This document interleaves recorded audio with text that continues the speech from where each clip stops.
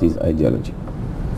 The word Islamic and Turkish definitely had something in the background of the people who said it, and it's the Islamic image of the president, and this is bad. This is not good, because you don't look at business from the religion point of view. You have to look at business as a business transaction, as a benefit to our country, not you have to give them their benefits. Yes. But my aim is my benefits. It's not religion, it's not ideology, it's nothing. It's the benefit of my country. If this is what they aim, if this is honestly is what they aim, is to push the business, and it's nice, but I don't believe it still. But wouldn't you say that, like, especially with a Muslim Brotherhood sort of rule in Turkey as well, that Egyptian-Turkish relations would tend to improve, especially on the economic front as well? By the way, Turkey is not Muslim Brotherhood. They don't have Muslim Brotherhood. They have another type of Islamic state. It's Islam. Muslim Brotherhood is not Islam. When the Prime Minister of Turkey came to Egypt, he said, we are a secular country. They went to him when he arrived. They banned him when he said, we are a secular country. Islam is a secular religion. We don't have an institute called the Islam, and what we're making here a big mistake, because we're against Muslim Brotherhood, the liberals. So we're saying Azhar should not be the spokesman of Islam. Islam doesn't have a spokesman. Islam is a free religion. Everybody is free to do his religion the way he sees it, and then God will you don't have an institute to tell you what's right and what's wrong. Yes. You do it, and you're responsible for what you do. So the secularism in Turkey doesn't make them close. They make them very far from each other. Anyway, when the Prime Minister disagreed with the ruling, the Turkish Prime Minister disagreed with the ruling of the the Constitutional Court. He disagreed for the word democracy, not for the word Islam. Yes. So it's totally different here. Okay, we're going to take a look at the next piece of news. Members of the Muslim Brotherhood in Libya refuse to admit elections lost. Head of the Muslim Brotherhood's Justice and Construction Party, Muhammad Sawan, refused to confess his loss against his opponent, Mahmoud Gibril, and accused the latter of fraud and deceiving the voters.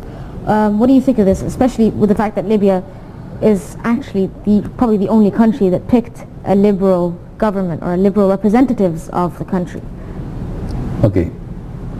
When I was reading this, I took a line under the word to admit elections lost, because Islamists cannot admit any loss. Now, in Libya, they did that for two main reasons. One of them, they paid a price, a dear price, for their freedom. So they didn't do what Tunisia and Egypt did, just throw it away. Some of the Egyptians went to the streets against the tyranny. The majority of the people agreed with that, going in the streets for the first 4 days, then starting backing off and accepting a lot from Mubarak. And it's the people in the streets to be thanked that they did not accept to go back to their homes.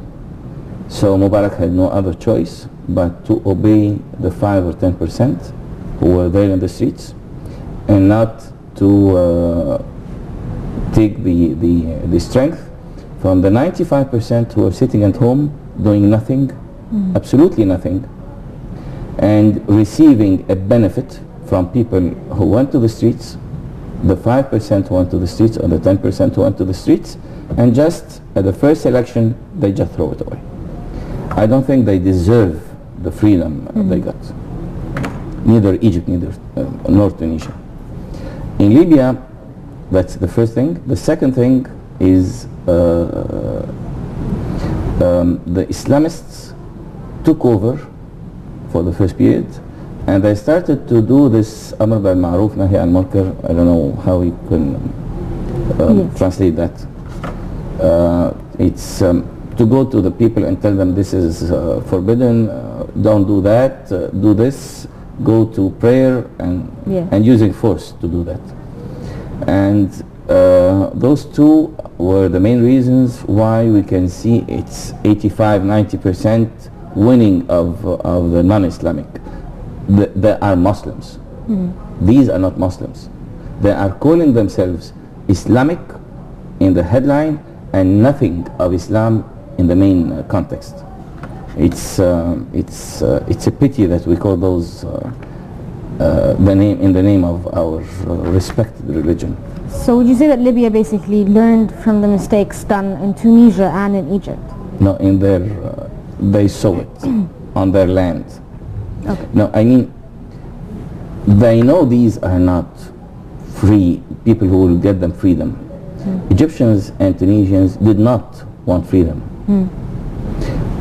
So, I mean, the 95% did not really care for freedom because it's just like that. They took it just like that. And the difference here is in Tunisia, actually, it's 10 days. In Egypt, it's 4 days. It's 4 weeks since Bouazizi burned himself. But the real action, the real revolution was starting when Bouazizi died, 1 or 2 days later, and then the 14th. That's a week or 10 days. Yeah. It's nothing. And in Egypt, Mubarak finished actually on the 28th. The rest was just a matter of he did not announce his defeat. Yes. That's it. So actually it was so easy in both countries. In Libya now they paid a price from their blood, from their homes, from their a lot of things was really paid in Libya, and I think in Syria would be the same situation, in spite of it's a little bit different. Well, just gonna move on to the next thing, and the next thing is today witnesses 2 marches, a million man in Tahrir and in Nasr City. Tahrir's march was dubbed Persistence, while the other one is Nasr City stage was called Public Will. Tahrir's march comes against the ruling of the Supreme Constitutional Court, which froze President Morsi's decree of returning the People's Assembly. On the other hand, a number of national movements organized a march in Nasr City to press the Muslim Brotherhood not to interfere in the state's affairs in order to maintain the civil aspect of the country. So we're going to go take a look at a report about this topic, and then we're going to come back and discuss it more.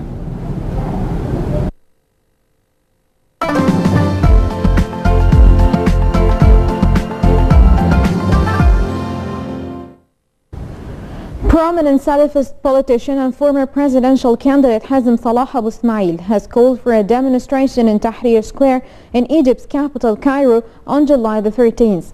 He has called for the demonstration to protest against addendums made by the Constitution by the Supreme Council of the Armed Forces CAF on July the 17th prior to the inauguration of the new civilian President Mohamed Morsi on June the 30th. Ismail has also called on SCAF to withdraw from politics. The Muslim Brotherhood and its Freedom and Justice Party FGP have announced that they will participate in the demo. During the recently held presidential runoff election period in mid-June, Egypt's High Constitutional Court dissolved the popularity elected Islamist-dominated legislature. The then executive power SCAF also amended the 2011 Constitutional Declaration. The amendments granted SCAF extraordinary powers over the military, foreign affairs and the Constituent Assembly, in addition to powers to legislate in the absence of the dissolved legislature. On July the 8th, the new President Morsi issued a decree reconstituting the legislature in defiance of the court order, and on July the 10th, the People's Assembly met briefly despite a court order upholding the earlier dissolution. The issue has raised tensions between the civilian president, parliament, the judiciary and the military. The expected July 13th demonstration is likely to be the first in a series of protests against recent moves by the judiciary and SCAF against the elected legislator and president. It is unclear how many people plan to attend the demonstration on July the 13th. However, given the popularity of Ismail and the Muslim Brotherhood, a large attendance is anticipated. Recent demonstrations have been largely peaceful. However, as political tensions continue to increase following the presidential election, the potential for violence increases. The protests are expected to begin after midday Muslim prayers and increase in size throughout the course of the late afternoon and evening.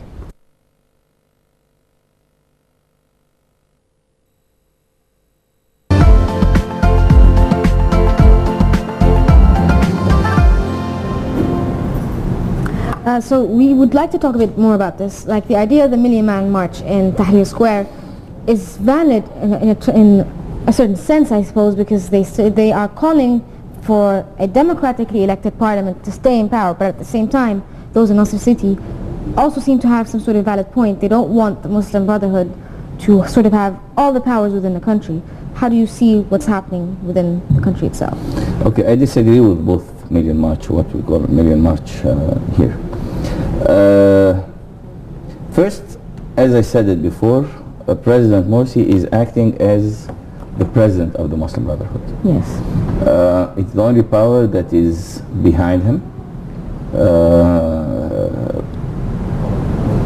Now, the other party in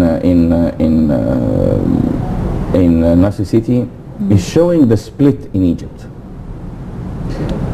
The split between who said Morsi and the split between who said anything else. By the way, part of Morsi's voters were against Shafiq. If Shafiq was somebody else, they wouldn't vote for Morsi. Yes.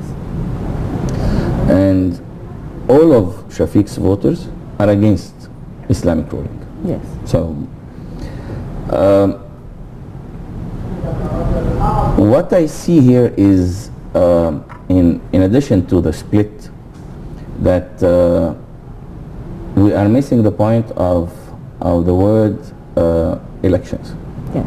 Because neither the referendum of March or the parliamentary elections, even the presidential election, was real election.